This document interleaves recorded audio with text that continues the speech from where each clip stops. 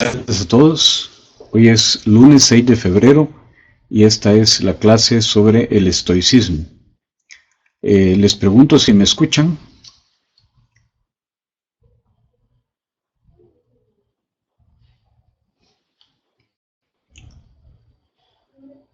Muy bien, muchas gracias, Axel.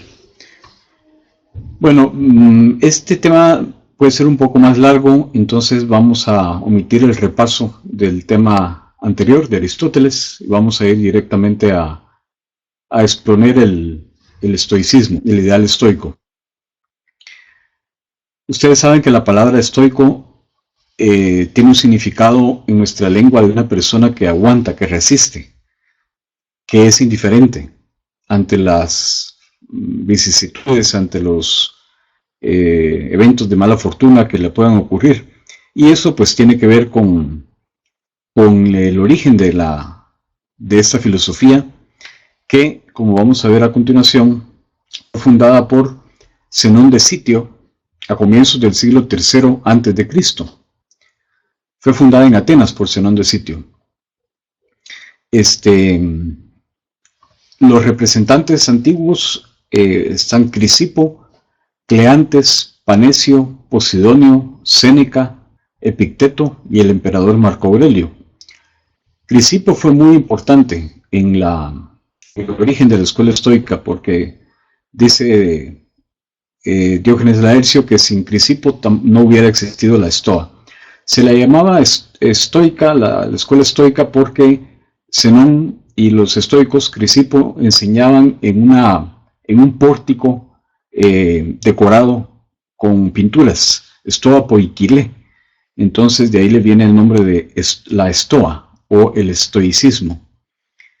Junto con el epicureísmo y la escuela platónica, o sea, la academia, y la aristotélica, o sea, la peripatética, son las cuatro grandes escuelas filosóficas de la antigüedad, que fueron clausuradas por el emperador Justiniano en el año 529 después de Cristo. El estoicismo decayó después del periodo romano de Marco Aurelio y, como digo, como fue cerrada junto con las otras escuelas en el 529, su influjo dejó de sentirse hasta el Renacimiento, y es con Descartes, que es 1594-1650, 1595-1650, que renace. Descartes estuvo influido por el estoicismo, al igual que Spinoza, Kant y otros muchos. Hay una gran afinidad con temas cristianos. De hecho, se pensaba, circulaba la leyenda de que San Pablo había dialogado con filósofos estoicos y que el estoicismo había tomado algunos temas del cristianismo, que también Séneca le había escrito a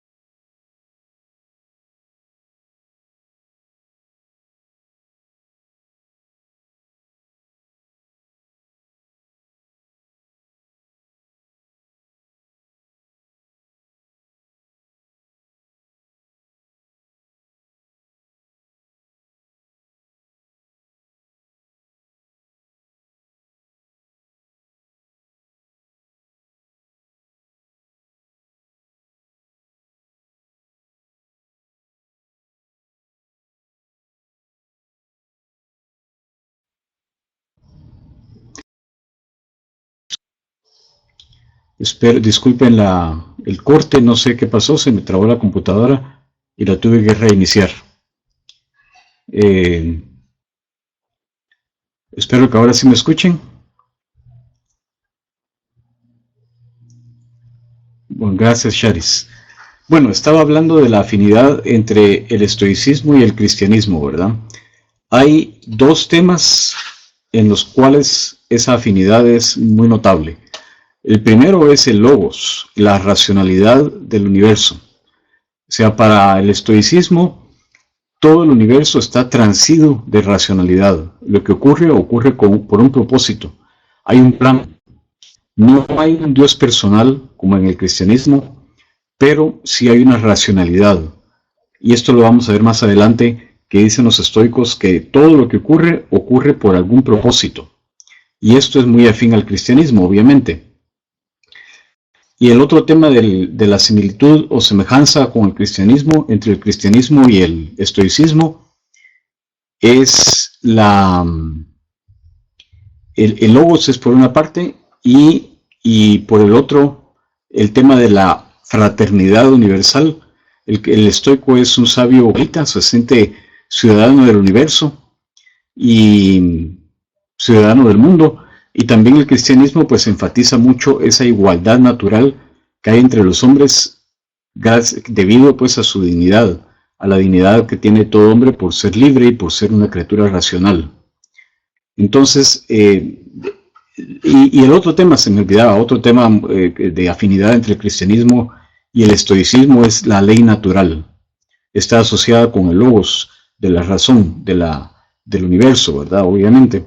O sea, hay una ley natural y en adaptarse, en cumplir esa ley consiste nuestro destino, consiste nuestra felicidad también.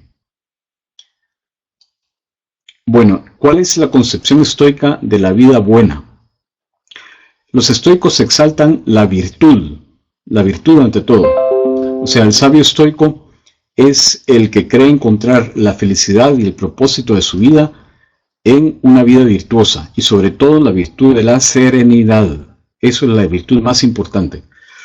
Coincide con el principio kantiano según el cual solo la buena voluntad es buena sin restricción. ¿Qué quiere decir esto? Pues que todos los demás bienes, por ejemplo, los bienes materiales, el dinero, se pueden emplear para bien o para mal.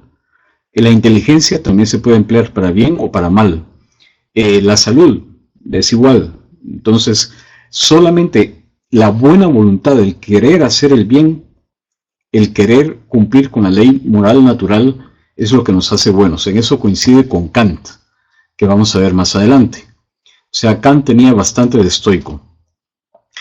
En segundo lugar, la excelencia moral es incomparablemente mejor que cualquier cosa. Esto es la herencia socrática que tienen los estoicos. O sea, el fin de la vida, la felicidad y la realización y la plenitud se encuentra en la excelencia moral. El sabio estoico prefiere la virtud a cualquier otra cosa, al placer, a la riqueza, a lo que sea, ¿verdad? Las virtudes en general, pero sobre todo la virtud de la serenidad. Ya vamos a ver por qué, cómo recomiendan los estoicos que hay que alcanzar o buscar la serenidad. Otras cosas, dicen los estoicos, poseen valor, axia se dice en griego valor, o son valiosas, pero solo la virtud es buena sin restricción. Solo la virtud es algo bueno. La felicidad a que aspira nuestra naturaleza es la vida virtuosa. La virtud es la felicidad. La virtud es la felicidad, aunque no lo parezca, ¿verdad? Dicen los estoicos que es por ignorancia que los hombres no son infelices, porque si supieran en dónde está su verdadera felicidad, trabajarían por ella, ¿verdad? La virtud es la verdadera felicidad. ¿Verdad? Bien. Para el sentido común y para el aristotelismo que acabamos de ver, el bien del hombre tiene otros ingredientes, además de la virtud. O sea, el bien del hombre pues incluye placer, salud, bienestar material, libertad política, amistad y hasta belleza. Decía Aristóteles que el que sea de un semblante muy feo, o sea, o tiene mala suerte, no puede ser feliz. En cambio, los estoicos dicen que esos bienes no son ingredientes de la felicidad por una sencilla razón, porque no dependen de nosotros. Cifrar nuestra felicidad en lo que no está en nuestras manos equivale a condenarnos a la frustración. Tienen un punto ahí los estoicos, ¿verdad? Porque dicen ellos, pues, que si uno está esperando que su felicidad dependa o está esperando los bienes de la fortuna, es decir, la salud, el bienestar material, la libertad política, la amistad, etc., eso no depende de uno. Entonces, no hay que poner ahí el fin de la vida, no hay que poner ahí la meta, la felicidad. Con el tiempo la salud decae, la belleza languidece, el placer se acaba. Lo único que permanece es la virtud, la serenidad, la ataraxia, llaman ellos también, o ataraxia. ¿Se va entendiendo hasta acá? ¿Se escucha bien?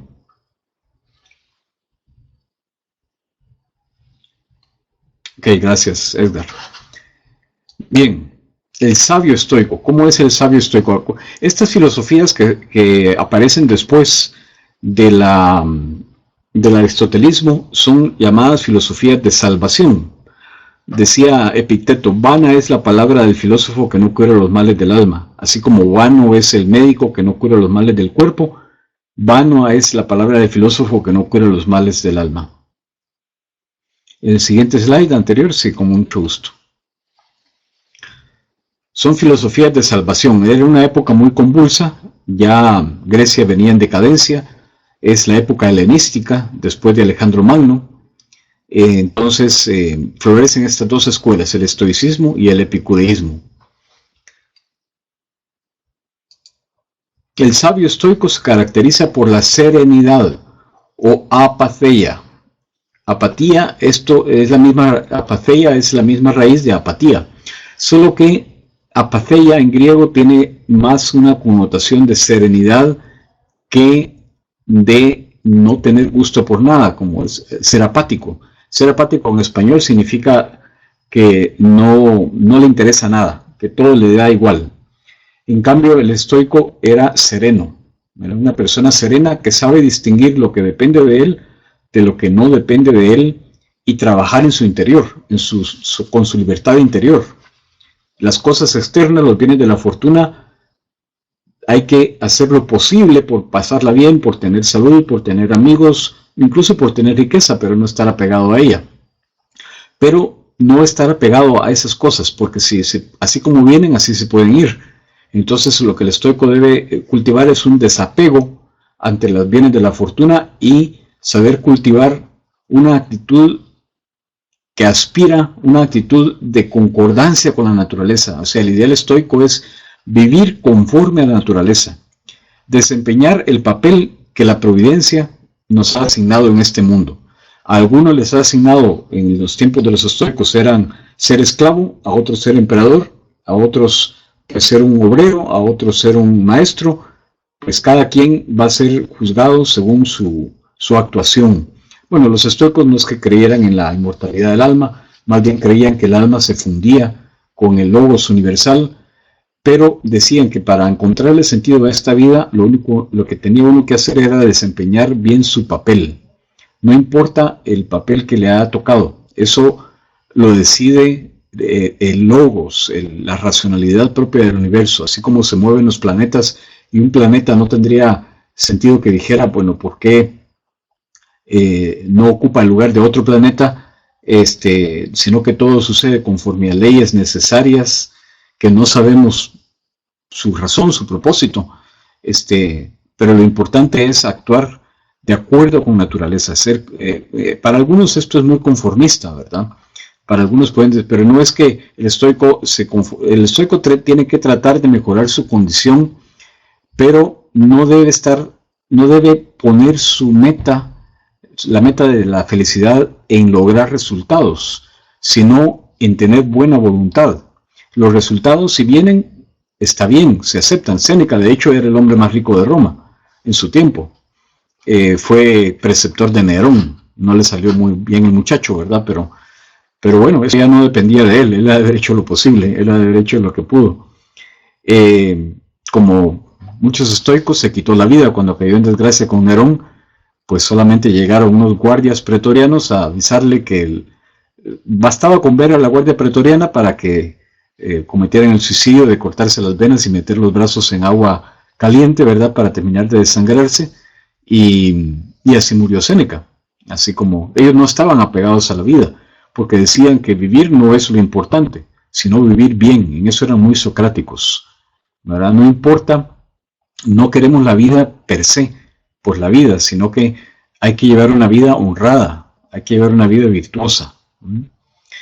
Entonces, se ha emancipado de la tiranía de la... Bueno, no siente deseos ni abriga temor alguno, pues nadie puede privarle de su virtud, lo único que en verdad importa.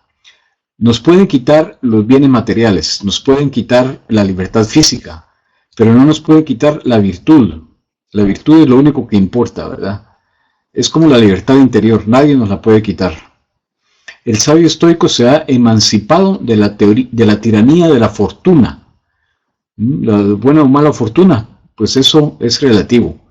Lo que yo debo cultivar es mi libertad interior, la virtud. Si las circunstancias le hacen imposible la práctica de la virtud, siempre le queda la salida del suicidio.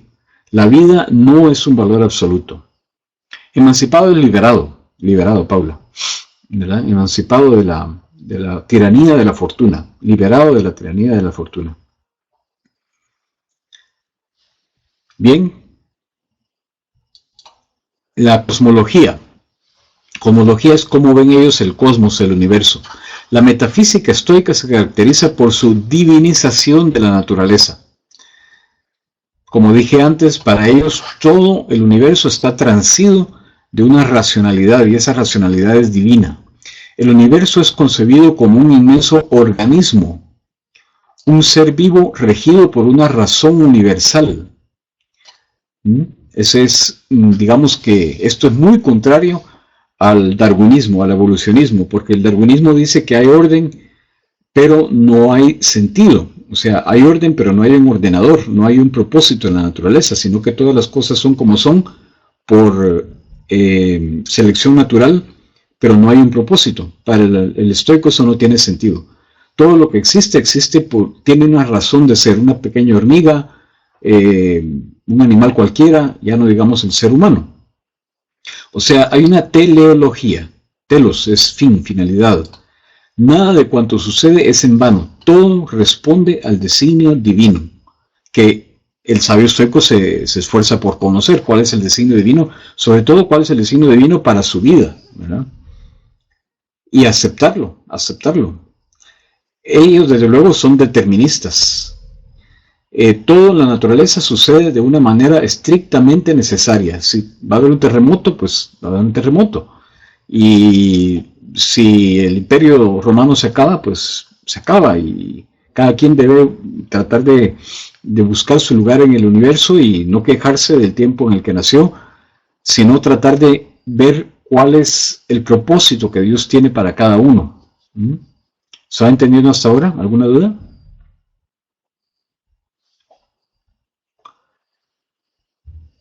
Bien, seguimos entonces con el ser humano, la psicología y la antropología y la psicología estoicas. Como ser natural que es, el hombre forma parte del universo animado y regido por el Logos divino.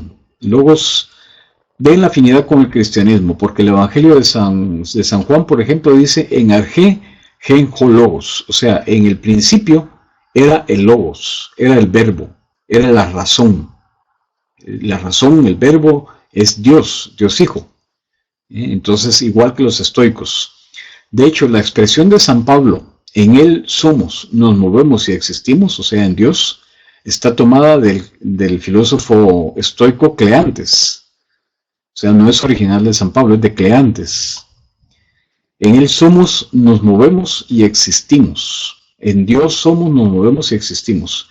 El hombre es partícipe del orden divino porque está dotado de razón.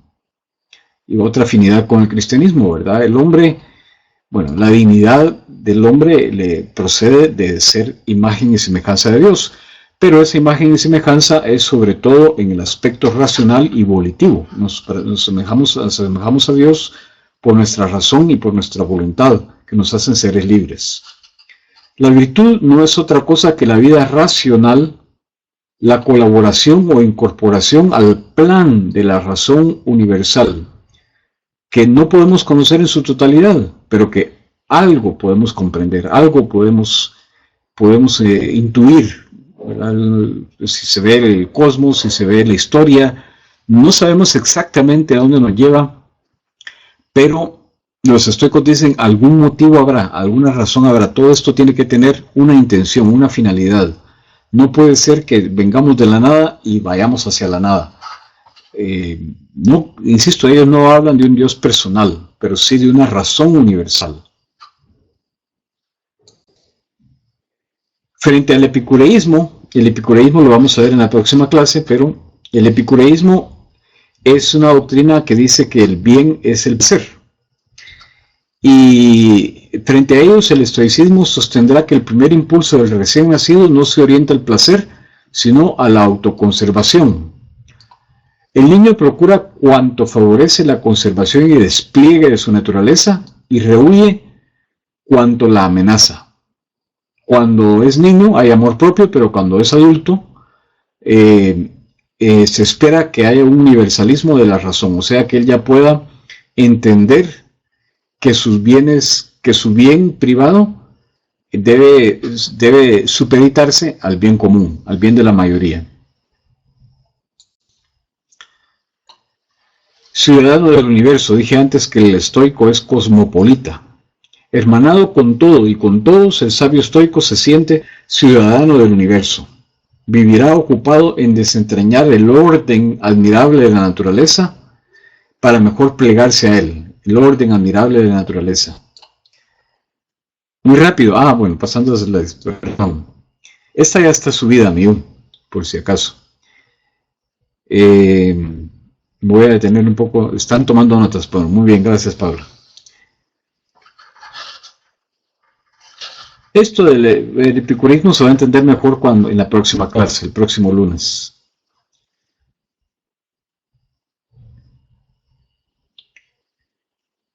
Bien. Decía que el sabio estoico es cosmopolita. Lo que le interesa es desentrañar el orden admirable de la naturaleza para mejor plegarse a él, para obedecer a la naturaleza. Su identificación con lo dispuesto por la razón universal se manifestará en su serena aceptación de todo cuanto el destino le depare. O sea, algunos dirán conformismo, pues sí, en cierta forma sí, pero hay que ver que ellos no tenían la noción cristiana de colaboración con el plan creador y redentor de Dios, sino que era simplemente pues adaptarse. El hombre sabe, le venía por herencia de los antecesores anteriores filósofos, que el hombre no debe hacerse más que los dioses, ¿verdad? Porque ese es el ubris, el peor pecado, el ibris. La peor falta que puede alguien cometer es tratar de asemejarse a los dioses. Y por lo tanto, lo que el estoico debe hacer es tratar de entender el orden que existe, pero parte de un supuesto de que el universo tiene una racionalidad, de que hay un orden en el universo, de que las cosas ocurren por una razón. ¿Estamos bien con esto? Perdón por la luz de atrás, pero no lo puedo evitar. Estoy tratando de cubrirla. Siguiente, entonces. La psicología. Ya habíamos hablado un poco de la antropología, ahora hablemos de la psicología. El estoico propone un programa de regeneración moral de corte intelectualista. Esto es, que cree que con enseñar la virtud la gente va a mejorar. Era igual que Sócrates, pensaba que el hombre es malo por ignorancia, no por mala voluntad, sino por ignorancia.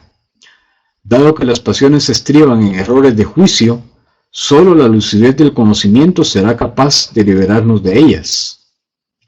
El camino de la perfección moral es un camino de conocimiento, o sea, no tanto de fortalecer la voluntad, sino de esforzarse por conocer la razón de las cosas. Es como si dijéramos, Vamos a ver, esta tesis de Sócrates de que el hombre es bueno por ignorancia se puede entender de la siguiente manera.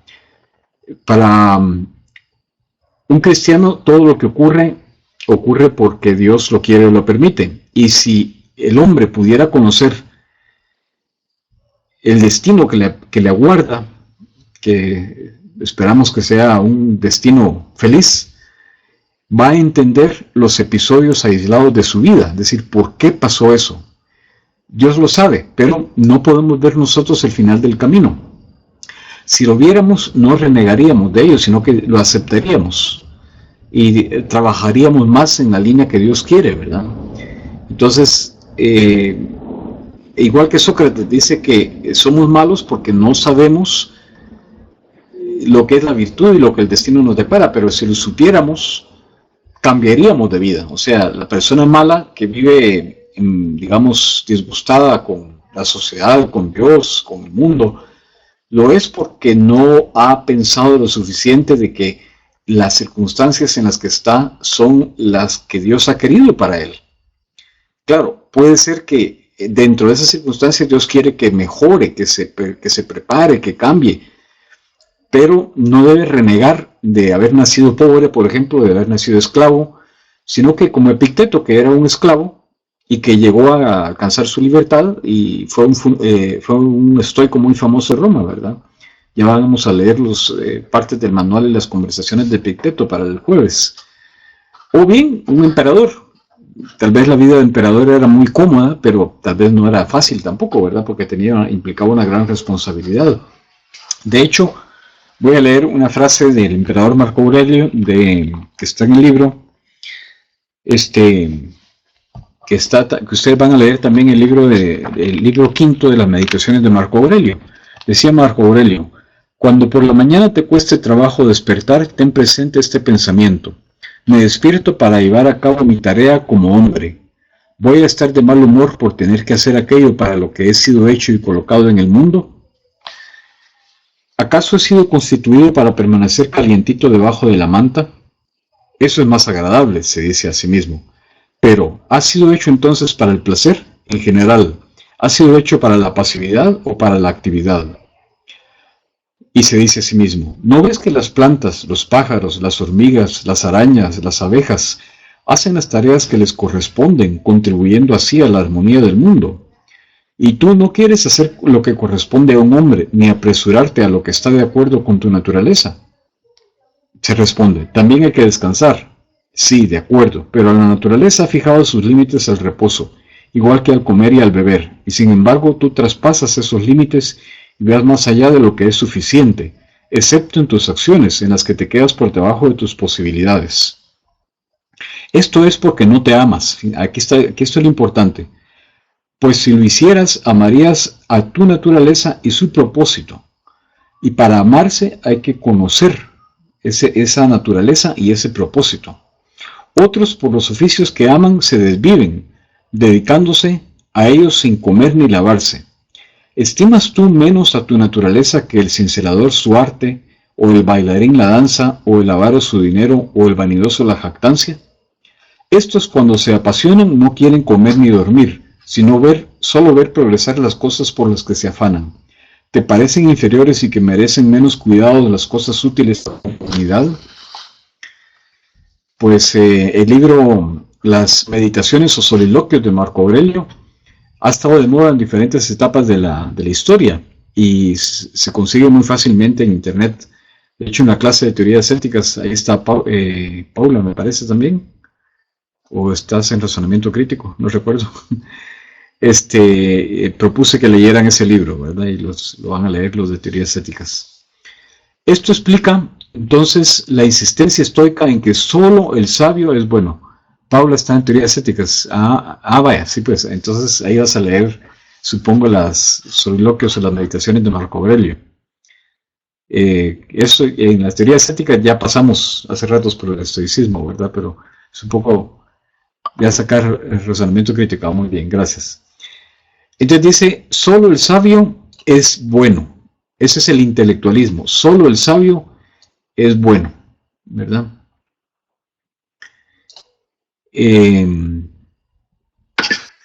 Siguiente.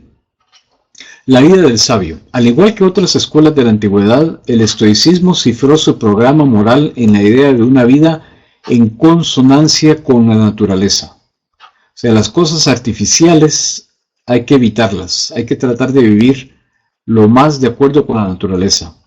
Vivir en consonancia con la naturaleza equivale a vivir de manera racional. Evitar el consumismo, evitar todas las cosas artificiales. Yo no sé qué diría un sabio estoico en nuestros días. Supongo que no rechazaría del todo la tecnología, supongo, pero la idea es no estar apegado a ella. O sea, cuando nosotros salimos por la mañana, por ejemplo, y se nos olvida el celular, pues no sé, regresamos por él, nos sentimos desprotegidos, desarmados. Eso ya es estar dependiendo de la tecnología. Un estoico diría que ahí no puede estar la felicidad, porque vienen y se lo asaltan a uno y le roban su celular. Y entonces uno debería, ante esas cosas, no hacer gran tragedia. El estoico diría, bueno, pues ya no se puede, ¿verdad? Pero no es fácil vivir de acuerdo con el ideal estoico, no es fácil alcanzar la serenidad en esta vida. El consumismo es donde más opinaría. Sí, Paula, sí, estoy de acuerdo, claro. El consumismo es decir, buscar en las cosas exteriores la felicidad, cuando está en el interior, cuando está en el alma, depende de la actitud de la persona, ¿no? La ética estoica divide las cosas en buenas, malas e indiferentes. Las únicas cosas que merecen llamarse buenas son las acciones y los hábitos virtuosos, y las únicas malas, los vicios. O sea, una enfermedad, por ejemplo, no es mala. Depende de cómo la tomemos, depende de cómo la aceptemos. Los bienes materiales no son buenos ni malos, depende para qué se empleen. Si nos hacen virtuosos, están bien. Si nos estorban la virtud, están mal. O sea, hay que pensar en diría el sabio estoico, todo lo que tenemos, esto me acerca o me aleja más del propósito que tengo en mi vida. Me acerca o me aleja más de Dios, me acerca o me aleja más de mi felicidad. Pues en ese sentido, si me acerca, muy bien. Si me aleja, lo rechazo, ¿verdad? Ante las cosas indiferentes, dice, las que no despiertan apetito ni repulsa, ni afectan de ninguna manera la felicidad del hombre, son cosas indiferentes. Ni son malas ni buenas, no afectan de ninguna manera la felicidad del hombre. Pero yo qué sé, el clima, la carrera que uno estudie, hasta cierto punto, ¿no? Las amistades, algunas sí, otras no. Ahora, las que sí fomentan o impiden la felicidad dependiendo del uso que se haga de ellas. O sea, las cosas en sí pueden ser en sí indiferentes, pero dependiendo del uso que se haga de ellas, van a ser malas o buenas. Tapar la luz. Lo que fomenta o impide la felicidad. Unas se encuentran en el alma y otras son exteriores. Hay algunas cosas que fomentan la felicidad que se encuentran en el alma, otras que se encuentran en el alma fomentan o impiden la felicidad y de igual manera las cosas exteriores. Los bienes extramorales no son buenos en sentido estricto, pero poseen valor. Es decir, la riqueza, la amistad, lo que decía Aristóteles, la belleza, las circunstancias pues, en las que uno nació, en las que uno vive. El sabio estoico no desprecia, no desdeña, no desprecia, no evita los bienes. O sea, si un sabio estoico se saca la lotería, pues dice, muy bien, voy a ver qué hago con ella, es parte del destino, a ver cómo la empleo, si me sirve para ser mejor, muy bien, si no, la regalo. Dice, los juzga preferibles, por ejemplo, honrar a padre y madre es preferible que no honrarlos. Fundar una familia, también preferible a no tenerla. Participar en la vida política, también. Los estoicos, por cierto, como leí ahí en la última parte de Marco Aurelio, sí tenían un interés por la vida política. Hay que cuidar la salud, el bienestar material y el prestigio. Sí, pero si se van esas cosas, insisto, lo que el estoico dice es que no hay que estar apegado a esos bienes. No hay que cifrar nuestra esperanza en esos bienes extramorales, sino solamente en la virtud. Y la virtud depende de nosotros. La gente nos puede ayudar o estorbar, pero en definitiva los responsables por el tipo de vida que llevemos somos solamente nosotros. Todas estas acciones son conformes con la naturaleza, y lo que es conforme con la naturaleza es bueno si lo hago con buena voluntad, pero lo puedo usar para el mal también. Paula pregunta, ¿podríamos decir que el bienestar material y el prestigio son indiferentes dependiendo del uso que les demos? Exactamente, dependiendo del uso que les demos. O sea, uno no tiene que quejarse si tiene una mala familia, tiene que decir, esta me tocó, bueno, pues con estas tengo que salir adelante. Me tocó nacer en este país, hubiera querido nacer en otro, no seríamos los mismos si hubiéramos nacido en otro país. Bueno, en esta época, da igual, o sea, el mundo es como una gran obra de teatro. Nosotros estamos ahí en la obra de teatro desempeñando un papel. Podemos tratar de cambiar ese papel, pues, pero lo que importa es la buena voluntad, o sea, no el papel en sí, sino a veces dice, bueno, ya no puedo más, o sea, ya con los años que me quedan, dice, lo que yo puedo hacer es esto y tengo que hacerlo bien, las cosas pequeñas de cada día, hacerlas bien y no asustarme si no logro conseguir, no estarme comparando con otros, ¿verdad? Porque al otro le toca sus problemas, cada quien tiene sus problemas, ¿verdad? Y que ve cómo las enfrenta, pero no debemos decir a aquel le tocó mejor papel que a mí. Eso de mejor o peor, o sea, el Oscar lo gana el mejor actor, y el mejor actor no necesariamente es en la película el bueno de la película, puede ser el villano de la película, pero es el mejor actor. ¿Me explico?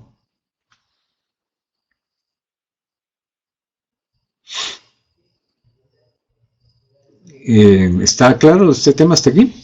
¿Puedo continuar? En todo esto, ¿hay algo relacionado con el relativismo? No, los estoicos no eran relativistas porque decían que hay una naturaleza humana estable y el estoico debe adaptarse a esos fines naturales. O sea, el estoico está muy, muy alejado del relativismo. Dice, hay cosas buenas en sí y malas en sí. Hay cosas naturales y antinaturales. ¿Verdad? Suseli, ¿se entiende? ¿Se entiende por qué el estoico no es relativista? Muy bien. Bueno, sigamos. Siempre la virtud. La diferencia entre el hombre virtuoso y el que no lo es no reside en lo que hacen, sino en cómo lo hacen, ¿verdad? En la actitud de fondo que los anima. Puede ser una actitud amorosa, digamos de aceptación, o puede ser una actitud de rechazo, de estar a disgusto con lo que a uno le ha tocado en la vida. Las acciones del sabio no son solo conformes a la naturaleza, sino también realizadas de manera virtuosa, o sea, queriéndolo hacer de buena gana. La prueba dice, no conceden tanta importancia al logro efectivo de sus propósitos cuanto al hecho mismo de intentar alcanzarlos. O sea, lo único bueno en sí mismo es la buena voluntad. Es la acción la que cuenta, no los resultados. Los resultados cuentan para un utilitarista. El estoico, si obtiene buenos resultados, pues, digamos como el cristiano, da gracias a Dios. Pero si no vienen los resultados, digamos, el cristiano dice, Dios me juzgará. Como el libro de Job, yo no sé si ustedes han leído el libro de Job en el Antiguo Testamento, pues Job le ocurrieron todos los males que Dios permitió que le ocurrieran, pero él nunca se desesperó. Siempre esperó que Dios iba a premiar su buena voluntad. Y de hecho así fue, ¿verdad? Nunca renegó de Dios, sino que siempre dijo, Dios me lo dio, Dios me lo quitó, bendito sea Dios. Eso es lo que decía Job. Job era modelo de estoico. Siempre la razón universal. Lo único que es bueno en sentido propio es participar y colaborar en el orden racional del universo, cumpliendo adecuadamente la función que el destino le ha encomendado a cada uno. Y aquí conviene que cada uno se pregunte, cada uno de nosotros, bueno, somos únicos e irrepetibles. Entonces, la función que para el que es creyente, digamos, en Dios, tenemos un propósito y un papel que representar y tenemos unos años de vida que nos han dado para llevar a cabo nuestra misión. Se nos va a juzgar de acuerdo con esa misión o en el papel que cada uno le tocó representar en la vida. Si uno es estoico, si uno cree que todo se acaba en esta vida, pues dice, bueno, con mayor razón, solo tengo esta vida, no tengo otra. O sea, ¿cómo hubiera querido tener, como dicen los expertos en relaciones públicas, una segunda primera oportunidad? No hay una segunda primera oportunidad, ¿verdad? Solo hay una primera oportunidad, solo hay una vida. No podemos decir que bueno, vamos a repetir el examen, ¿verdad? Así como a veces pasa, si que no les llega bien el link del examen, pues bueno, les doy chance de que lo repitan. La vida nuestra es irrepetible, así es, ¿verdad? En tanto que ser natural, el sabio se propondrá el logro de bienes extramorales. En tanto que ser racional no se contrariará, o sea, no se enojará, si sus propósitos se frustran. O sea, no salió, bendito sea Dios. Salió bien, bendito sea Dios. Igual, el estoico dice, bueno, es el destino. La vida es como un juego o una actuación, como un teatro, como un gran teatro, un juego o una actuación. Hay que jugar en serio, digamos. Cuando uno era niño, estábamos jugando algo y alguien empezaba a hacer burla del juego y decía, pero le decíamos que fuera serio, no que jugara, que se tomara en serio el juego. Pues igual, la vida es un juego, pero hay que tomársela en serio, ¿verdad? Es paradójico, pero así es.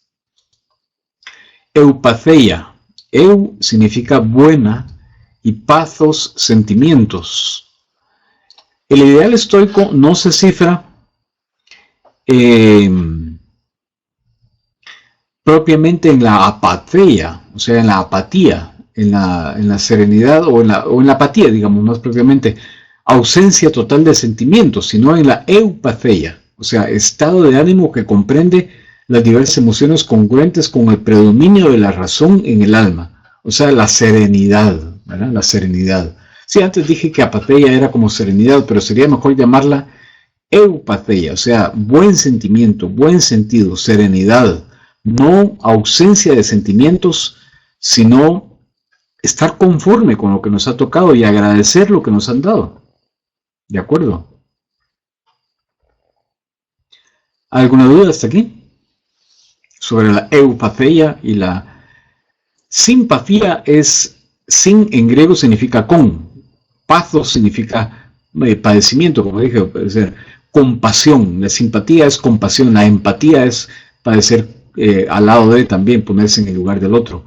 Todas esas raíces griegas es bueno conocerlas, ¿verdad? Porque nos ilustran mucho el significado. Dice, eupatheia es buenos sentimientos. Más que buenos sentimientos, es buena voluntad. Digamos, un sabio estoico dice, no puede no tener dolor ante la muerte de un ser querido. O sea, no es ausencia de sentimientos, pero es pensar que todo obedece a un designio que no conocemos, que hay un propósito detrás de todo. Por lo tanto, no rebelarse, sino que tratar de aceptarlo de buena manera, ¿sí? Tampoco, no es ser indiferente, no es no tener sentimientos, es tratar de ubicar los sentimientos en el lugar que le corresponden y tratar de estar feliz en la medida en que se puede, en la medida en que vamos esforzándonos por ser buenos, no en la medida en que obtenemos buenos resultados. ¿Me explico?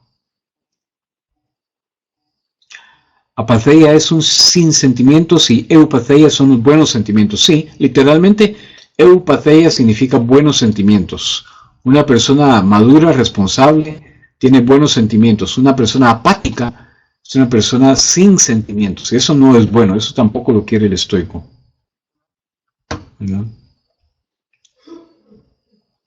Y por último, la valoración general del estoicismo. O sea, ¿qué podemos decir del estoicismo como doctrina ética? Bueno, es un alto ideal de vida, es muy laudable, o sea, digamos, es digno de aplauso, plausible, diríamos. Plausible no significa posible en español, significa digno de aplauso. Ahora, el juego tiene sentido en el contexto del no juego. Entonces, esa es una crítica, porque el estoico dice que todo es juego. Vamos a ver. Tiene que haber un no juego, tiene que haber algo real para que juguemos. O sea, el juego es salirse de la realidad, de salirse del juego. Y no todo puede ser juego, se tiene que comparar con algo que no sea juego, o sea, que hay una realidad seria, que no todo es juego. Eso no sé cómo lo responderían los estoicos, pero es una crítica que se le hacen los autores, ¿verdad? Que no todo puede ser juego, uno no puede ir por la vida diciendo todo da igual, todo es un juego. Pues mire, no, la realidad es que hay cosas serias en la vida, ¿verdad? Que no todo es juego. El estoicismo, en cambio, invierte los términos, preconizando, alabando el modo de existencia en la que el juego es el horizonte último de la existencia. O sea, está bien el gran teatro del mundo, los sueños son, ¿verdad? Pero de vez en cuando hay que tomarse, por decir así, hay que tomarse en serio el juego, ¿verdad? Hay que ser serios. La absoluta desindividualización del ser humano. O sea, al estoico solo le interesa la comunidad. Solo puedo identificarme plenamente con el plan racional del universo si prescindo de cuanto en mí es particular, si me reduzco a pura razón. Entonces, los estoicos reducen todo a pura razón. Y, bueno, sí, tal vez tratan de cultivar la eupatheia, ¿verdad? Pero hay un como olvido del individuo, olvido del valor de cada persona y un énfasis muy grande en el todo, en la sociedad, en el universo. O sea, cada uno de nosotros es como una pieza insignificante y se les olvida que cada persona pues tiene un valor infinito, porque es único e irrepetible, ¿verdad? La sola razón contra el intelectualismo de ellos raramente mueve. O sea, necesitamos, uno a veces puede decir, voy a dar motivos para actuar bien, voy a dar motivos para portarme bien, para hacer mis tareas, para estudiar, para ir al gimnasio, para hacer ejercicio, en fin, tantas cosas. Pero a base de puras razones, a base de, pues uno no aprende, digamos, a base de leer manuales sobre cómo nadar, no aprende a nadar, se tiene que tirar al agua. Entonces, la voluntad hay que educarla también, ¿verdad? Hay que educar la voluntad, ¿no? A un niño se le educa, a veces hay que darle razones, pero también a veces hay que exigirle resultados, ¿verdad? No se puede ir ahí solamente tratando de razonar con la gente, porque, bueno, Aristóteles era muy realista en ese sentido, decía, hay acciones que no merecen razones sino palos. O sea, decía, hay gente tan necia que no va a entender y lo que merece es un castigo, pues. ¿Eh? Entonces, esto es el estoicismo. ¿Algún comentario final? Dice, Paula, ¿esta es la diferencia? Sí. Buenos sentimientos y sin sentimientos, sí. Es sin pathos, sin sentimientos. Ese no es el ideal estoico. El ideal estoico es la eupatheia.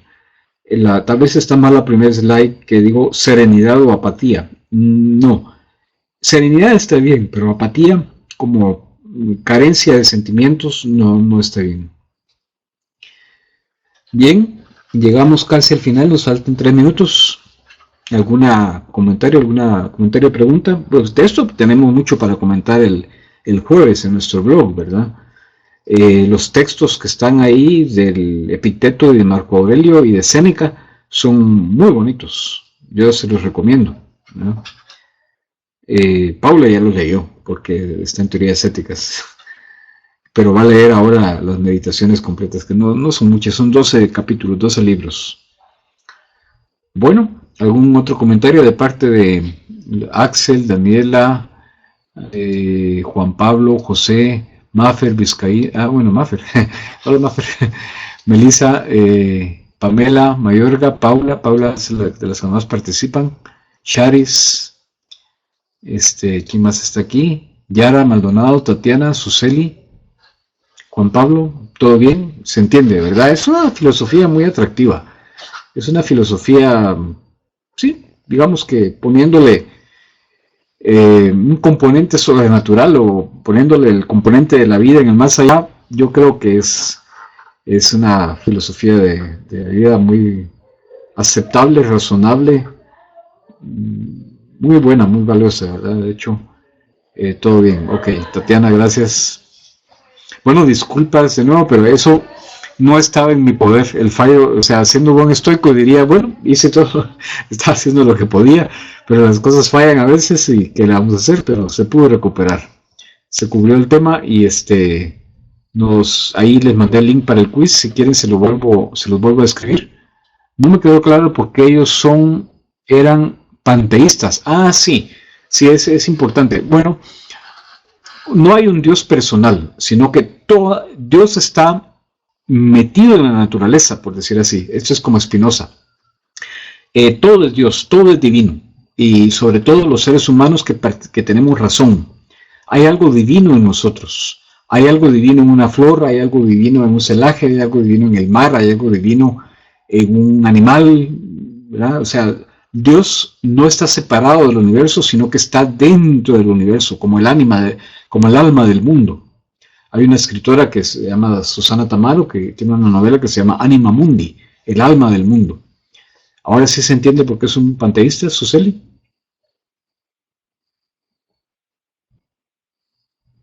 Muy bien, gracias. ¿Alguien necesita de nuevo el enlace para el examen? El quiz son 20 preguntas. ¿No? Pues nos quedamos ahí entonces. Ya son las 7 y les deseo feliz noche. Y nos vemos el jueves en el blog a las 6:30. Ya no voy a poder a las 6, entonces será de aquí en adelante a las 6:30, como el pasado de Aristóteles, que estuvo muy bien. Adiós.